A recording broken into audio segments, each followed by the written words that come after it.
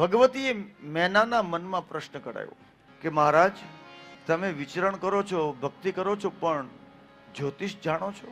જો ને મારી દીકરીનું ભાગ્ય કેવું છે, હજુ નામ પડ્યું છે, એને પતિ કેવો મળશે? હજી દીકરીનું નામ નથી પડ્યું, ત્યાં તો એને પતિ કેવો મળશે? આ સંસારમાં કોઈ ચિંતા કરવા વાળું પાત્ર હોય ને તો સાહેબ એ મારી ને તમારી માં છે.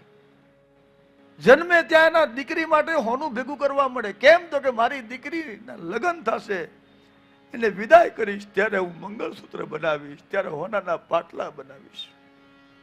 25 વર્ષ માં 5 રૂપિયા બચાવી અને 1.5 તોલું માંડ ભેગું કરી શકે સાહેબ.